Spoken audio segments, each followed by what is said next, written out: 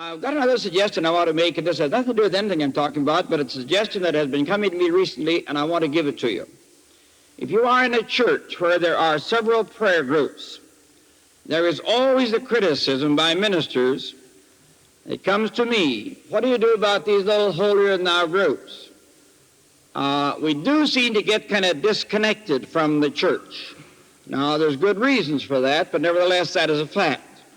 I think one of the ways whereby you can counteract some of this thing of being little isolationists and segregationists in your own little group is that you have regularly, once a month, all of your prayer groups in the church meet together for nothing but sharing and praying. No lectures, no Bible study, none of this, just plain sharing what each other have had experiences and praying together. And if you will do this with 3 or 4 prayer groups in a church, it'll break this idea that you're a little tiny isolated group, plus the fact it'll be tremendously powerful for you. Because when your group has had a very bad defeat, the other group has had a victory, see? And when you get together, you always are bolstering each other up. We're not saved alone. And none of us live on a Z like this and land up in heaven. No, you go up here and you level off for a while, and maybe you go down a little bit, never as far back down, and then you go back up and then down again. So that there is tremendous power in groups together. So, now another thing I'd like to say, and I don't know why I forgot this all week. This has to do with what I'm going to talk about this morning. But I'm going to talk this morning about how to pray for those you love. And I'm going to shock you. I was in West Virginia speaking, and the next year I was in Irontown, Pennsylvania, just across the river. And a very fine-looking couple came to me and said, "Do you remember us?" Everybody seems to think I ought to remember them, especially the pretty women. And since I have a pretty one corralled, I don't have to worry too much about the other pretty ones. I don't remember them as well, perhaps. But this couple came and said, "Do you remember us?" I said, "No, I don't." Well, I said, "We were in your meeting in West Virginia, and we had already been to our lawyer about, can you hear me just as well? Better, can't you, without that? Anybody not hearing me? Because I got lots more. If you want. I don't like that mic. Now, if anybody doesn't hear during the talk, stick your hand up and I'll turn it on. And they said, "We were in your meeting in Pennsylvania, and we had been to the lawyer arranging for our divorce. Life had just gone to pieces. We just felt we'd be far happier separated. And but you said in that talk that God had told you what love really was." Now, let me go back. I have had many years of heavy counseling. I have worked with some of the greatest counselors in the world. As an example, Dr. Papineau, who is considered the father of all family counseling. Worked 2 years with him. And for a good 10 years in my last pastorate, I did almost no visiting of any kind in the church except sick calls, because the counseling was so heavy. I just sat hour by hour with people waiting in a line out there in the foyer for counseling. And we had other men hired to do the other work. So I do think I know something about counseling, but I could never find a definition of love. Now, I don't care what you think love is, but let me tell you something, and I'm not going to dwell on it long because I want to get into this topic here this morning. But let me tell you something. Men and women don't think love is the same thing. And don't you tell me they do. That just shows you don't know anything. A woman marries for one thing, and she calls it love. A man marries something distinctly different, and he calls it love. If she gets all what she wants, she's happy. If he gets what he wants, he's happy. But they're not the same things, and there comes the rub. There comes the fighting in married life. Now, I could not find a definition that would help both a man and a woman realize what love was. Oh, I've studied, I've taken courses in counseling and all this, and I know all the pat answers of what love is and definitions, but none of them ever fitted. And our son, or Jim, keeps saying to me, "Dad, this is a universe, and any definition of love you find will have to fit the human and the divine, or it's not correct." It has to fit both. And who ever heard one of your nice definitions of love that fitted God? You see, I couldn't find any. So one day I was waiting for a couple, and they were late, and that irritated me more, too. And I was sitting there irritated and doodling on my pad, and This man thought love was one thing, the woman thought love was another, and they certainly weren't the same thing. I wasn't getting to first base with them. That irritated me worse. And finally I said, kind of in a plaintive cry to God, God, what is love anyhow? I didn't know. And I've had plenty of trouble in my own family life, so I knew I didn't know what love was. So God said to me as clearly as if somebody turned a tape recorder on. And I had a great big pad in my desk, and I wrote across that pad in a red pencil, with a red pencil, the definition God gave me. I still have that pad. It's one of the cherished things of my life. And this is what God said to me was love. Now listen to it. Love is the desire to bless with everything you have. That has nothing to do with the other person, nothing to do with what they do. It absolutely washes out measured love, which most people live and think it's wonderful, especially if it's their measure. Measured love. Not this absolute giving of ourselves, unreserved, but no strings. But the minute God gave me that, I knew it was correct because it fitted God as well as man. Did you notice that? Love is a desire to bless with everything you have fits God just as well as it fits the finest personality in the human life. And I knew I had it. Now, this couple heard me say this. So they went home that night, and on the way home, and they said, well, we really don't want to get divorced, but we just can't live together the way we're living. So they went home, they got a card, about a 5x7, took a crayon, and penciled on it, love is the desire to bless with everything you have. And that saved their marriage. A year later, they came to me and said, you do not know it, but that motto has saved our marriage. Now, that has saved many more since, for we've had it printed. And here's a bundle of them, and you can have them to make some money for Prayer Unlimited. I took them, I put them out on the desk at 25 cents a piece, and lo and behold, they were gone the first night. And they came back the next night and brought me 85 more, and they were gone the next night. And then we found a little motto to go with them, and we have these now. We've printed them ourselves, had them printed. Love is the desire to bless with everything you have. I dare you to put that in your parlor, in your home, or your kitchen, or somewhere, even where your children will see it. And sometime when you're having problems, just say, let's go read the motto together. Don't give them a lecture. Don't try to explain it to them. You don't need to. Love is the desire to bless with everything you have. And I want to say something this. There isn't a home represented here today who wouldn't be, listen to this, hilariously happy if you lived that. Imagine what your home would be like if your husband got up in the morning and said, dear God, help me to bless my wife with everything I have today. And she wakened up and said, God bless my husband, help me to bless my husband with everything I've got. Imagine what happened. Well, I don't want to have you die young. Or you don't know what I mean. That's all right. They're back on the table there at 50 cents if you want them. I'm a good salesman, isn't I? By the way, here's one of my books, too. This must be yours, I think, Norm, or at least one of your book table. I want to talk to you this morning about how to pray for those you love. Now, I wish there was possible for someone to give you a slick formula whereby you could pray so many times and so many lengths and say certain phrases and see your husband or your wife converted or your home brought together in love or that child. But this is not so. But I want to do something first. I want to get our thinking correct. Remember what I said yesterday? Watch your thinking. Let's get our thinking correct this morning before we start to give you any points. The first thing I'd like to do is give you 3 different translations of Philippians 4:13. You know it in the King James, I hope, which says, I can do all things through Christ who strengthens me. And then in the New English it says, I have strength. Now notice, I have strength. Not I will have.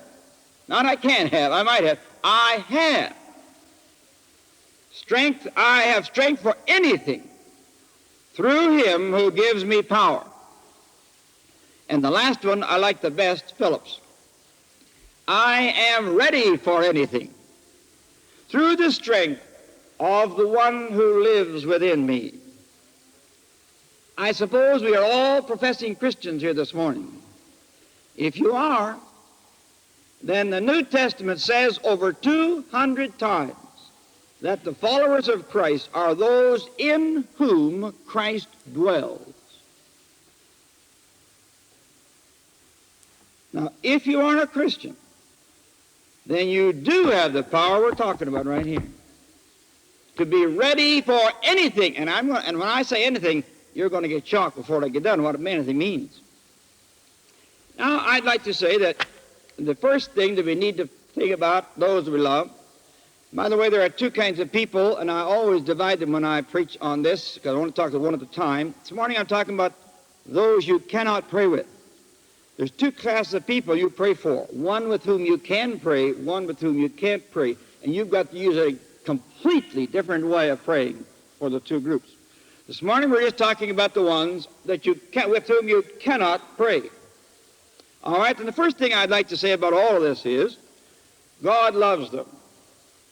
I don't need to dwell on this in a CFO group. You've heard that every time you've ever been around a CFO group. I was a man in my 50s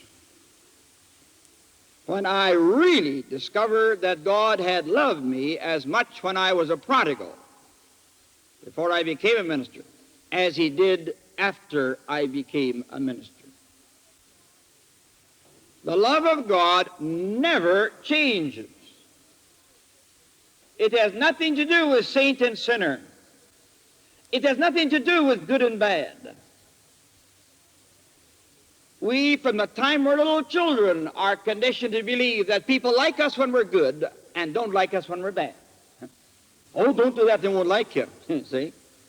And so we teach our children from the time they're little tiny kids walking that when you're nice and cute and smart, everybody likes you. And when you're not, nobody likes you. And then when we grow up, we just transfer this over to God. We get rid of the father image and get the God image. But we transfer what we learned about fathers to God. And lo and behold, we have come up in our Christian atmosphere with the idea that God doesn't like us when we're bad, and he likes us when we're good. And this is not true. When I first saw this, that God loved me as much when I was a prodigal as he did when I was a Christian, I cried for miles down the highway. I was driving across 36 highway in northern Kansas, a straight road, not many towns and things, no twists and turns. And I wept until the front of my shirt was soaking wet. When I realized after almost 30 years in the ministry, I suddenly saw God's love as I had never seen it in all my life before. Now, there's a difference between you're prodigal when you're not. The big difference is God, the Father, could do more for the boy when he came home from the prodigal field, than when he was down in the pig pen. And God can do more for us when we're Christian, but his love isn't different. It's our relationship, not God. We are the ones who change, not God. All right. Then this ornery person that you're praying for, maybe your husband. Listen, God loves him. I don't care if he's a drunk. I don't care if he's the worst alcoholic in town. I don't care what he is. God loves him. And you better put that in your mind first before you ever start to pray anybody. Just put that down. It's real solid. The second thing I want you to remember is, listen to this, no one in this world is happy unless they believe at least somebody loves them a little bit. There is not any such thing as being happy in the framework of human personality unless you can feel that somebody cares something for you. That's where suicides come, when nobody cares anymore. Nobody loves me. Bingo, over I go. So this person needs love, needs it desperately. All right? Then I think we need to remember that the next thing is that we must remember this person is a free will agent. And this person has a right to be a sinner if he wants to be, no matter how much you pray. You have no right to control the life of another person And I don't care whether you're the wife or the husband. I'm talking about adults now, not training children. You have no right to try to change the pattern or way of living of any person that's an adult. They have a God-given right to live their life the way they want to. And God gave them that, not you and not me. There is more resentment and more bitterness in married life because of people who try to control the actions of the other person than anything I know. But you're always doing it for the good. The way I call it good. My ideas are good. Now, if we're going to realize the fact, the third thing, that this person is a free religion and doesn't have to become a Christian just because I pray for it. And God is not going to make them become a Christian no matter how you pray. No, He isn't. Now I'd be in a dilemma. We say it's God's will that everybody should come to Him. And I believe that. Let me turn right around and say this person has a right to, and God isn't going to answer your prayer just because you say, God, make my son become a Christian. Kind of a dilemma, aren't we? I was sitting on the side of a bed in a motel in Indiana, pondering this thing and thinking about it and saying, God, how do you get over this kind of an impasse? And God showed it to me the way He generally teaches me, nearly everything He teaches me. I expect the same as many of you. But I have little moving pictures machines, and I don't have to pay any admission because they're inside of my head. I have little moving pictures happen to me over and over. When God wants to teach me anything almost, it comes in a little story, and it's there, the whole thing, just as visual as if I saw it on the screen. And I saw a vision, and I went back 30 years in my life to the early 20s when I traveled with a male quartet in religious singing, and we had a whale of a time, traveled all across Canada. There was one song we used to sing, and I'll bet you there's somebody in the audience that knows the song, although the most of you will not. It's called the Hornet Song. Anybody know it? I'm an ignorant bunch, that's all right. The Hornet Song. Don't you even know it? And you a song leader? Now, this story is a story in a Negro spiritual lilt of how God chased the Canaanites out of Canaan, and the Israelites moved in without a battle, just by hornets, droves of hornets, and the people moved out, and the Israelites moved in.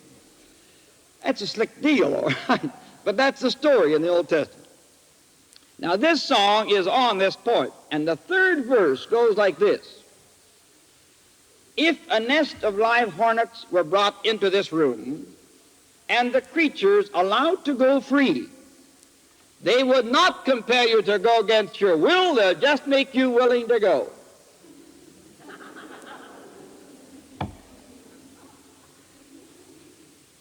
Don't you ever forget this. This is the only way God works on people. It's amazing what God can do to help us to make up our mind to become a Christian without any force. It's amazing how God can help us. And when we come to it and make up our own mind, oh boy, aren't we big stuff? It's our idea, see, and we're always happy when it's our idea that's been accepted, aren't you? Of course you are. You see, but God lets us do it our way, but it comes out the right way. Now I'm going to give you an illustration of this. And I'll also tell you why I don't drink anymore and why I quit drinking. Well, I was drinking pretty heavy when I was a young man, a manager of a plant in General Motors, and I thought going to the top, making more money almost than I could spend, footloose and fancy-free, unmarried, and having a big tongue. And one night about 18 of us young people went out on a wine bust. And we had gotten our food and all the wine we could drink and everything else, and way out and then way back in the country we went back and built a big bonfire and a nice grassy slope, and we had a time. Stayed all night and everything. But you know, on in the evening, I had a lovely girl that I had with me that I thought she was pretty cute. And another boy started making a shine to her and making passes at her, and of course that made me mad.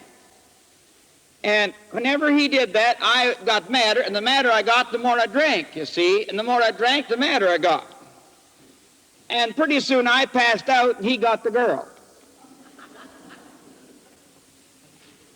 Now listen, I wakened up the next morning in a roof I didn't recognize, the ceiling.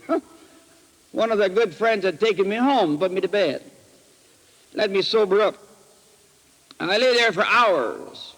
Didn't even know whose home I was in until somebody came in. And then I lay there for hours because I didn't feel like getting up. I'd had it. I lay there and thought, and it was clear to me as anything what liquor had done to me the night before. Liquor had taken away from me the very thing I wanted most, to be able to take care of that girlfriend. And I myself had drunk the liquor. Liquor had destroyed my mind, and the other boy had gotten her. And I said, if that's what liquor does to you, goodbye. And I have never touched a drop from that day till this. Now, if a WCTU lady, bless your heart, had come and given me an argument, I'd argued back. If my father had tried to tell me I couldn't drink, I wouldn't have listened to him. But I made up my own mind, you see, not to drink anymore. God helping me, of course. But I made up my own mind, you see. Now, this is the way God works with us.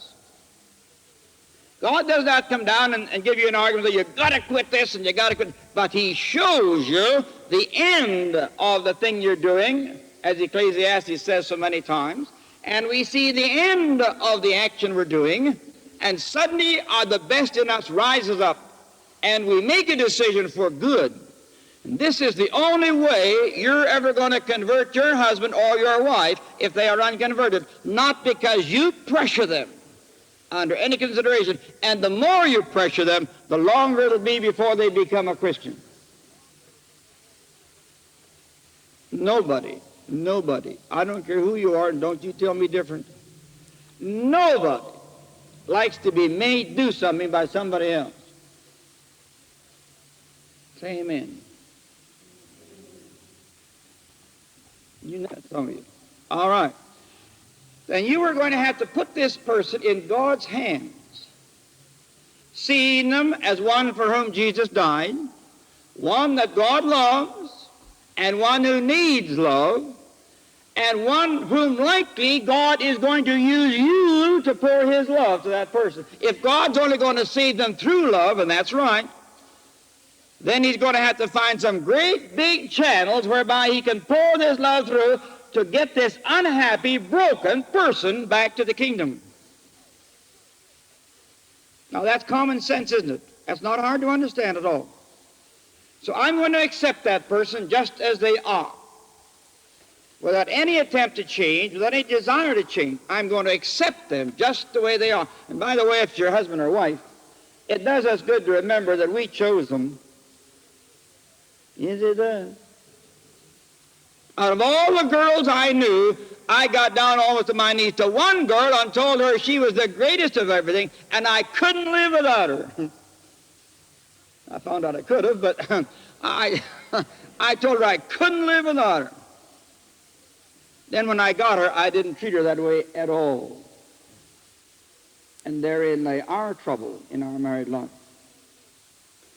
You chose that person, that husband or wife. You did. Out of all the people that you had a chance to choose. And you better waken up to this fact. Then there's another fact, too, I'd like to throw in. This is not a part of the talk, but I'd like to throw it in here.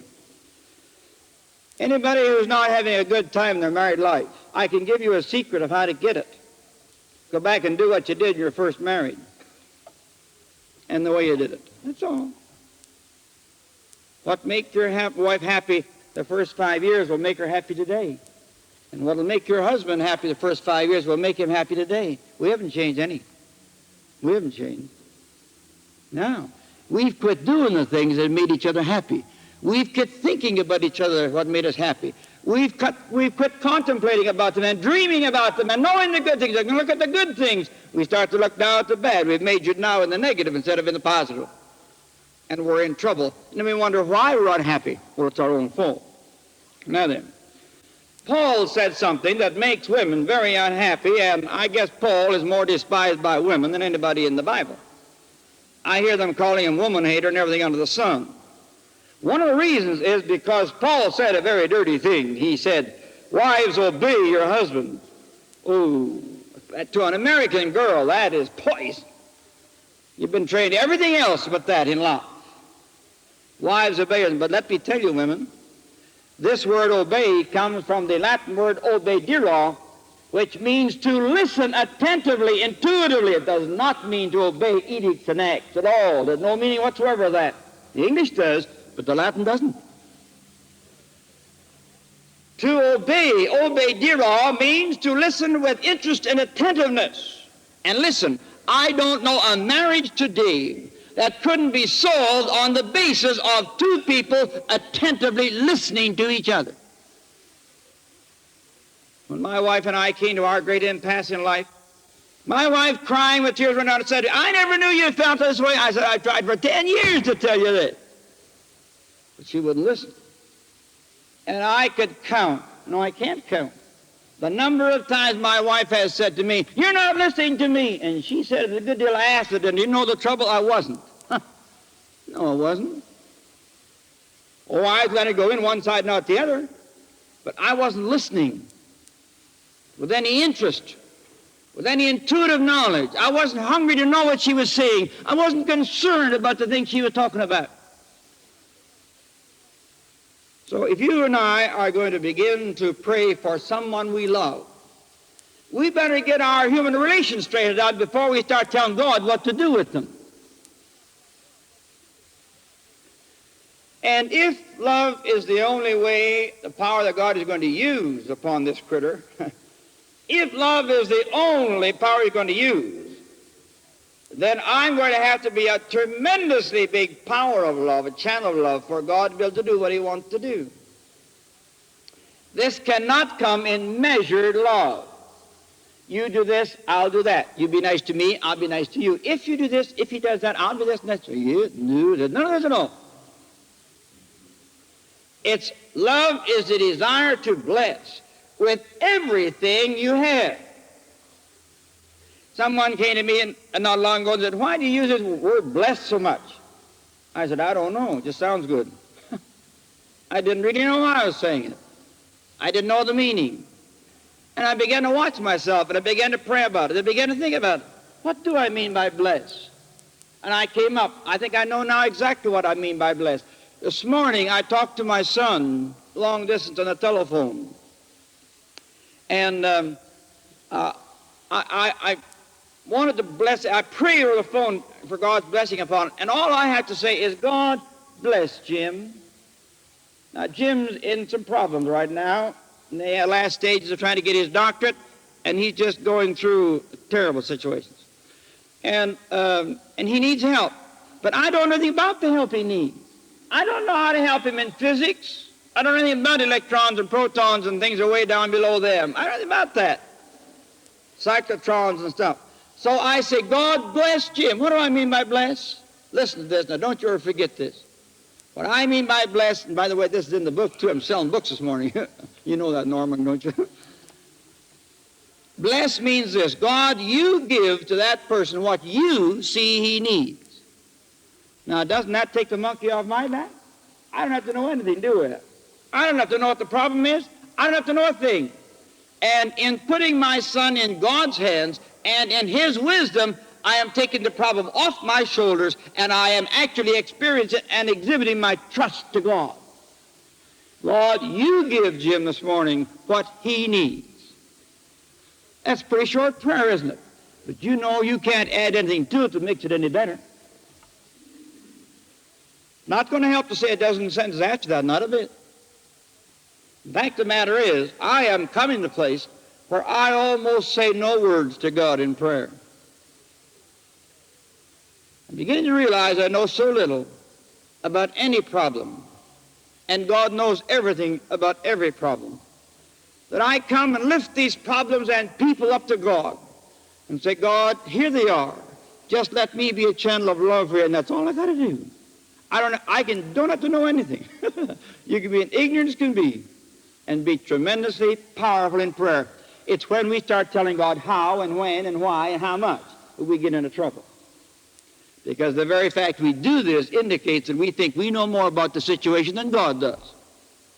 And that ruins our prayer to begin on. Ruins it to begin on. Now, I want to give you, let me tell you a quick story here. I think one of the greatest times Mrs. Goff and I have ever had in our lives was a week we spent among the scientists at Los Alamos, New Mexico. And as you know, they claim that little town is the highest percentage of learning of any center in the world per capita. In that little town, there are over 900 PhDs, and some of their wives are PhDs, and nearly all their wives have master's degrees. Talk about intelligence and brains, if you want to use that term. Now, we went to those groups, and there we found faith. Norman, I could write a book on that 1 week. I could write a book on the scientists and their religion in Los Alamos, New Mexico. You know something? We found in that one Methodist church, we found 7 prayer groups made up of those intelligent people. And then people think scientists aren't religious and aren't Christian. And listen, we found more faith and more simple faith in healing than in any church I have ever been in my whole travels in all these years. On the last morning of the day, there was a problem arose in the community, a real needy problem. And several came to me and said, can't we have a blessing service? I don't ever call them healing services. Can't we have a blessing service? I said, well, I suppose it wasn't in the program. So we announced that there'd be a blessing service at 10 o'clock in the church downtown. Listen to this. This church sanctuary, bigger than this is, was half full of those scientists and their families at 10:30 in the morning, and they left their laboratories, left their drawing boards, left their experiments, and were in church at 10:30 there to bless and pray for people to be healed. You can't find that in any church in America. I don't know of any, and I've been all over. Don't tell me the scientists don't have faith in God. These people who've learned to look at and judge and equate and not to make decisions until the facts are in. It's fantastic. I think I'd go for nothing to go back if I could just have a week more with them in that place. The Methodist Church had taken 500 of those people in 3 years in that little town. Think of that. Now, went to one of these prayer groups, there's 7 of them. Went to one of these prayer groups. I sat there writing. My wife interrogated them. We wanted to know what made them tick. Why did they belong to prayer groups and things? And so she was asking these questions. In fact, a lot of them were printed in Prayer Unlimited in the back issue. But one I want to tell you about. Came around the edge, and here was a real handsome-looking man with a very pretty, beautiful wife, sitting there together. When it came to that, my wife looked at him and said, why do you go to prayer groups? He said, I don't go to prayer groups. She said, what are you doing here? He said, I just came to hear you people. He said, my wife goes to prayer meetings. But he said, I want to tell you something. Now listen to this. Here was an agnostic, not an atheist. Here was an agnostic, a man who just didn't believe in these things, that they worked. This man gave this witness, which I'll never get over. And by the way, it's the very opposite to what I get from a lot of men whose wives come regularly to CFO. Because I don't get good reports sometimes from your husbands when I talk to them. Let me tell you this. This man said, when my wife started to attend one of these groups, she became so much kinder, so much better as a mother, so much better as my wife. She even became more beautiful. And I am going to go and join a prayer group to see if what happened to her can happen to me. And I've never heard a better witness in my life. Never. She wasn't pressuring him to go. She wasn't trying to make him go. She was living it on such a high level that this man of keen intellect was saying to himself, if this is God, then I better get in touch with it. And this is what we need, I'll tell you, friends, in every CFO camp and every church in America is what we need. Now I'm going to tell you 2 stories. It'll take all the rest of the time to do it.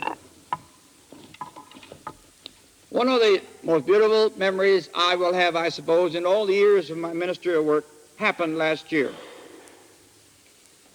I was away, there was a little town up against the Canadian border that had written and asked Mrs. Goff for a meeting, and Mrs. Goff never seemed to find me anywhere near there so I could.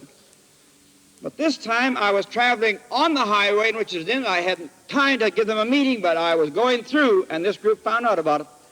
And they phoned, and they said, "Can't Reg stop for an hour at the church and talk to us?" My wife said, "Sure." So we gauged about the time I'd get to their town. And when I got there, here were 6 women and the minister and his wife. 8 people.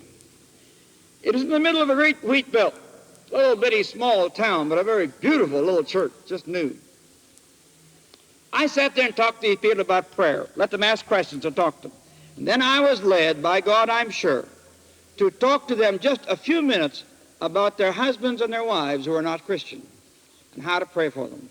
I made this startling state. 2 things I said. One was, if you've been doing what you're doing to win your husband, and they were all women, so I had to talk about the husbands. If you've been doing what you've been doing for 15, 20 years and it hasn't worked, why don't you quit and try something else? And the second thing I said was this. I'm going to get to them. They're going to shock some of you. Any woman, I'm talking about Christian women now, any woman can have her husband for love and for Christ if she will pay the price. And I'll not take that back for 1 minute. And I'm going to show you. One woman in this group had had an alcoholic husband for 30 years.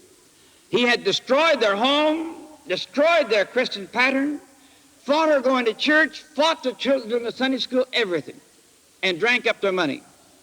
Only the reason that he was a successful farmer and a large landowner on the wheat farm, did they have a home or have any money? And this woman felt that everything that she had ever dreamed about in life was gone. And he had destroyed it all through his alcoholism. He had physically abused her, mentally abused her, and spiritually abused her. She was a broken woman. On the way back alone by herself, 25 miles, she'd driven through dirt roads to get to that little meeting back in the wheatland. On the way home, she said these 2 things. Well, let me jump. Almost a year later, I got a letter at Christmas time, after Christmas time, saying, "Reverend Goff, I'm sure you go to many places, and you wonder if it's worthwhile, wonder if you did any good," and that's the truth. And she said, "But I want to tell you what happened in our church. You came there, and there was only 8 of us, 7 women in the ministry. And she said, you talked to us." And then she went on and gave me the history of her background. She said, "On the way home, it kept ringing in my ear, what you've tried before hasn't worked. Why don't you try something else?" And I had to face it, it hadn't worked. All the praying, all my relatives, all my friends, all the preachers, everybody that prayed, it had not worked. Then she said, the second thing was that you said I could have my husband for love and the church if I'd pay the price. I said, I didn't quite believe that, but somehow you said it like as if you really meant it, and I do mean it. She went home and she said, I'm going to do it. If this is possible, humanly possible, I'm going to win. Said for the first time in 30 years, a little ray of hope came into her life. A little spark of faith. She said, I went home and I watched and I waited, and when I heard my husband coming in, she said, in the meantime, I got everything ready for supper, the best supper I had had in months. I had everything on that table my husband liked. I just made that dinner for him. And she said, I had everything all ready. And when I heard the tractor come in, she said, I went out the back door and stooped, and when he went by, I waved at him. He like the fellow off the tractor. I hadn't done that for 30 years, 15, 20 years. And she said, I was still standing there when he got off that tractor out in the yard and came up. And she said, he came up to me and looked at me as much as, what's cooking? And she said, I said, hi, John, did you have a good time today? And he looked at me and I said, what do you want now? A new carpet, a new car or something, Trying to be nice to me, buttering me up. And she said, he looked at me so frozen-like, and she said, I put my arm through his, and I walked through the door, and I said, John, I got the best supper you ever heard of. And she said, I was just aglow. I was just pouring it on. And so I sat at that table, and he didn't have to ask for a thing. I was giving him this. Have some more of this, John. Have some more. She said, I just poured it on. And then when the supper was all over, I said, John, this is one of your favorite programs on TV tonight. Says, you come to a chair, and I'll get your slippers. She said, I hadn't done that in 15 years either. She said, I literally knelt on my knees before that hardened old buzzard and took his boots off and put his shoes on. the guy had almost hated for 15 years. And she said, he just could not believe what he was seeing. She said, I kept that up day in and day out. Every time he came in, I was on the back door to meet him. Every meal was the kind he wanted. Every night I took his boots off and put his shoes on. She said, I just treated him like a baby. I just poured love on him. Then she said, listen, after several weeks of this, no response of anything seen.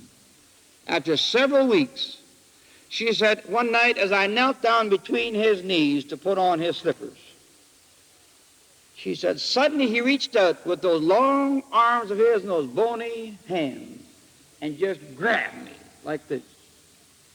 And I felt tears hitting the top of my head.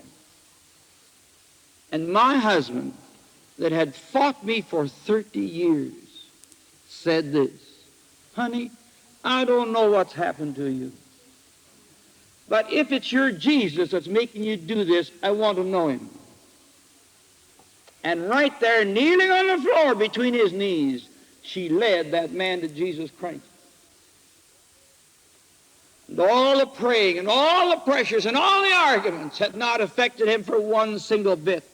But a few weeks of absolute, unlimited love broke that hardened man till he couldn't take it. Then she said, this went on. We began to live like two kids. We just lived together. We didn't want to go anywhere. We just were all the time. And then one day, he came in the middle of the afternoon in the tractor, and I saw by the way he was riding the tractor that something was wrong. And he stopped the tractor out in the yard, and he said, I saw you had a hard job getting off the tractor. And then she said, he came over to the stoop, not walking as briskly as General, and kind of looking funny. And I looked at him and I said, John, why are you in so early? Oh, he said, I've got to talk to you, honey. He took her inside, arm in arm, and they sat down in the Davenport together. And he said, honey, I got to tell you something. I haven't wanted to tell you this. I've been hiding it for months. I've got a great big lump in my stomach. And it's just getting worse and worse and worse. And today I began to cough up blood on the tractor. And I couldn't stand the pain. I had to come in. She was horrified. She called the doctor. The doctor said, bring him in tomorrow. They went in some 20, 30 miles to town. And there the doctor looked them over and said, well, I'll call you in 3 or 4 days when we get the test made and the results, and I'll call you. Back home we went, not knowing what in the world to expect, believing maybe the worst. Then she said 4 days later the doctor called and said, come on in, both of you. We went in and sat down in his office. And the doctor looked at him and he said, John, I can't understand why an intelligent man like you would allow this to happen to you. He said, you have cancer, and it's so bad that it has gone through the organs of your body till there's nothing we can do whatsoever. There's no hope, none. You don't have at the most 3 months to live. You better get your business in shape. John said, doctor, are you sure about this? He said, I'm just as sure as I'm sitting here. He said, John got up out of his chair, walked across and took my hand, and out the door we went together. Nothing to say. 25 miles we drove back, and then we left, nothing to say. What was it to say in that kind of a case? She said, somehow, she said, a totally new thing now came in. We were only going to have a short time together, and we were going to live it. And she said, oh, how we live each other. Then she said, after a couple of months, he became bedfast.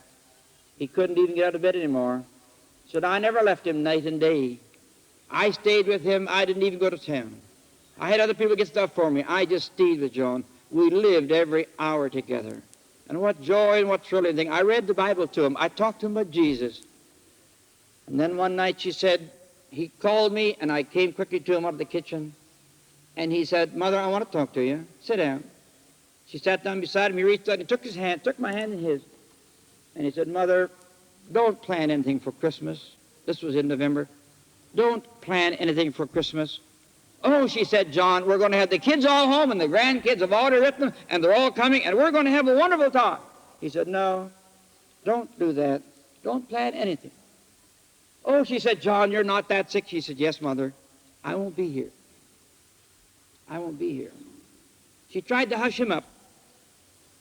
And then she said she felt his hand give her just the slightest little squeeze and then go limp. And he was gone. Gone to be with his Maker. On the bottom of the letter, this cherished thing I have, she said, Brother Reg, I'm sure you can't quite realize what I do. Can you imagine the joy after 30 years of fighting and quarreling that now I was able to have the privilege of leading my husband to Christ, the man I really did love? And then she says, can you imagine what I'm feeling today that I'm going to have him forever? Now that woman wrote the other day, she's coming to Tucson to see us week after next, all the way from way up in the Canadian border. It's going to be one of the great joys to have her in our home and talk over things. Listen to this, my friends. She did exactly the points that I gave you. She gave this man, who was not worthy of it in any way you'd measure it, unlimited love, unlimited forgiveness, just like Jesus did to you and to me. Just exactly. Oh, I could keep you here till noon and never tell you one story after another, just one after another of the same kind. But let me tell you one that had to do with kids. I was speaking in Oklahoma, or in Kansas rather, and up from Oklahoma came two couples for one night. They were there, and we had a grand time, and I felt led that night to change the subject that I had planned to change and to talk on family life. Never did I realize at all the fact that this couple had any problems. I didn't know they had any problems at all. But this is the story. On the way home that night, or I had said some of these same things in this talk. And she said, they went home, he never said a word all the way home, my husband. Got home, it was late, they'd driven a long ways, they had a long preacher, it was late. And so when they got home, the wife said, well, let's get to bed. It's late, I'm tired. He said, I don't want to go to bed. And she said, why? That's a horrible thing to say. Because, you know, if you don't get an answer, you're in trouble then. Well, she didn't get an answer. And she said, what are you going to do? He said, I got something I want to do. You go on to bed. I want to stay up. Well, no wife's going to go to bed on that kind of a basis. Curiosity is going to keep her up, so help me. So she set it out. 12 o'clock, getting sleepy, but keeping himself awake. 1 o'clock, 2 o'clock, 2:45. And he was still sitting at that table, half awake, trying to keep awake. Then out in front of the house, bang, a car door went. And this usual little thing, this trippy of a girl's feet coming up the side dragging out of the front door, their daughter, whom they had been fighting and feuding with for some months until the happiness had gone from their home. She was rebelling against everything she'd ever been. She'd been a model girl and a model home, and now everything was rebellion. And so the girl told us afterwards, she said, when I drove up there with my boyfriend at 2:45, I was supposed to be in at 12. At 2:45, and saw the lights on all, I said, oh, boy, I'm going to get it tonight. They're going to wait up for me, and they're going to give me the works tonight. But she said, when I got up there, lo and behold, the door opened. And my father stood there, and he wasn't mad. And he smiled at me and said, hi, daughter.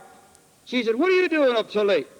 He said, daughter, I think we just haven't been telling you often enough lately how much we love you and how glad we are that you're our daughter. This was the opposite of what they've been saying. No.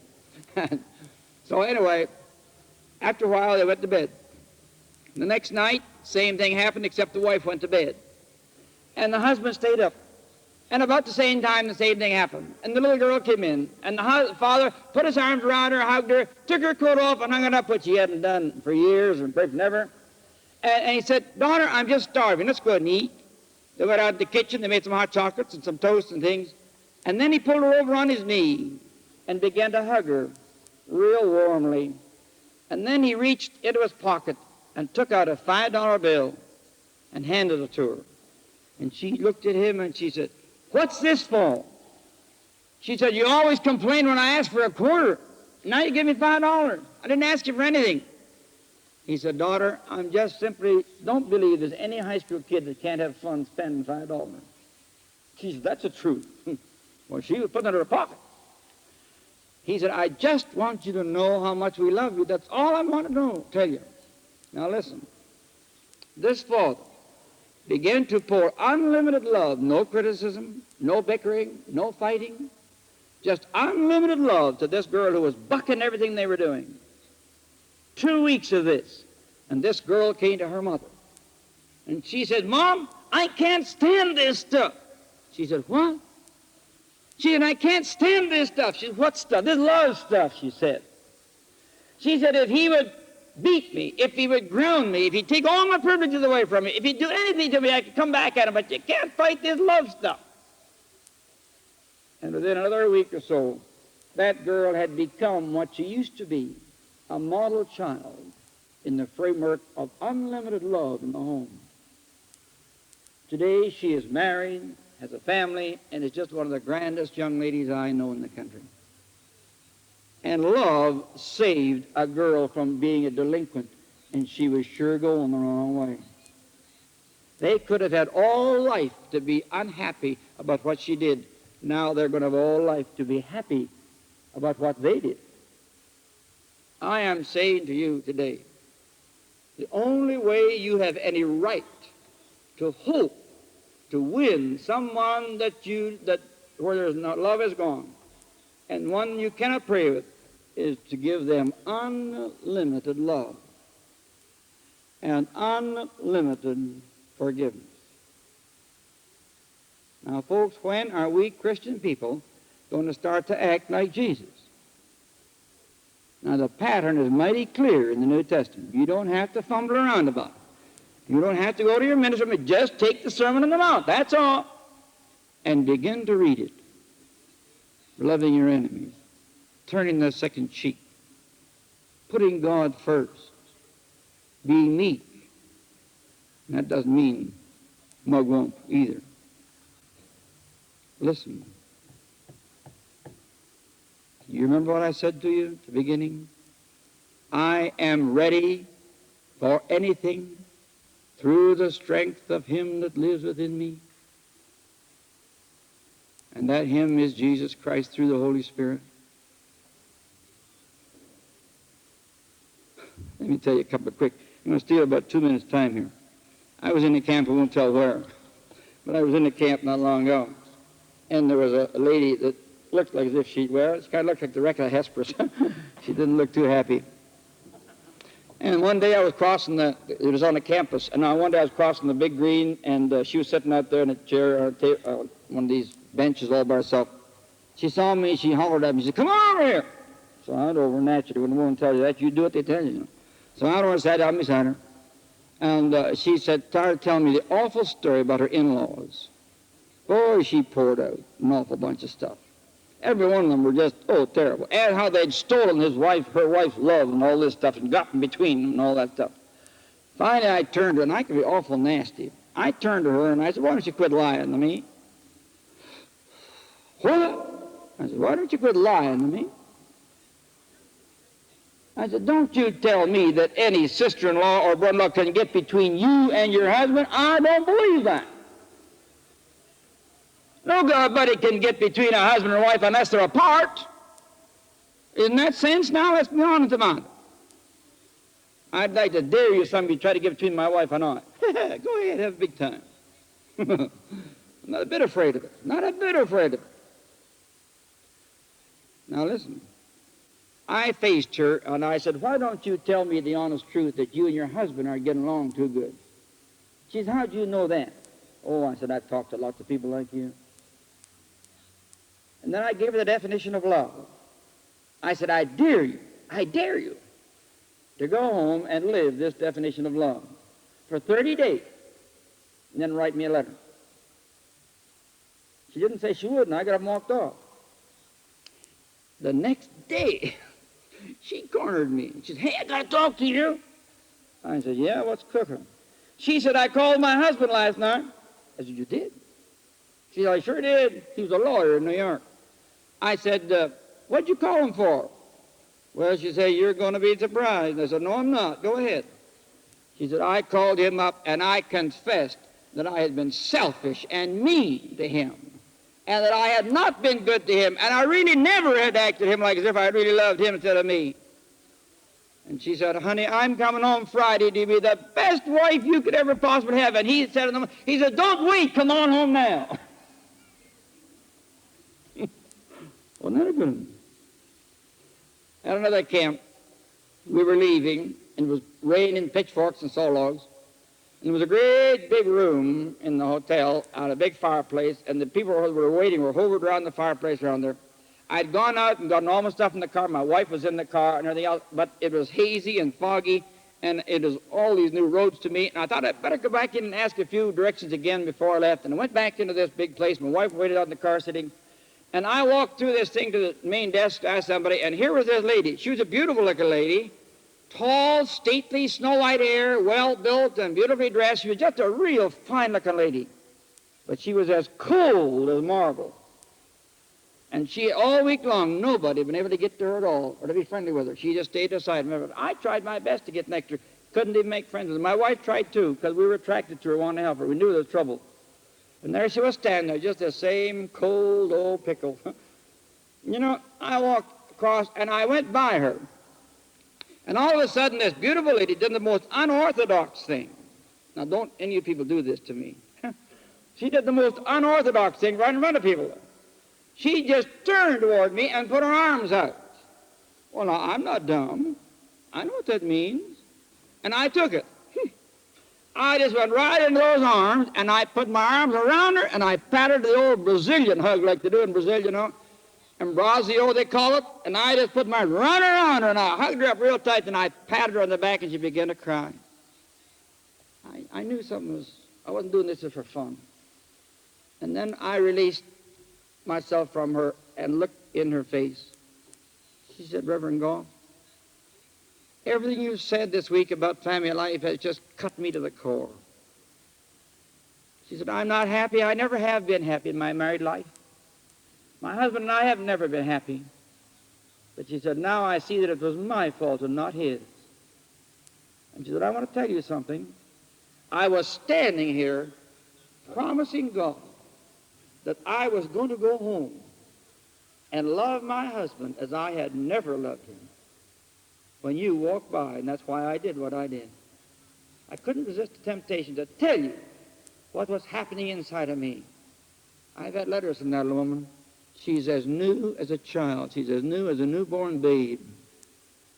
A home that 20 years had lived on coldness is warm and pulsing with love today. What I'm saying tonight, two things today is, you can have your husband for love and for Christ if you will pay the price. And the price is unlimited forgiveness, unlimited love, and it has nothing to do with what he does. For love is the desire to bless with everything you have, and that means everything. Father, today, it isn't always easy to do these things, and they sound big when we talk about them.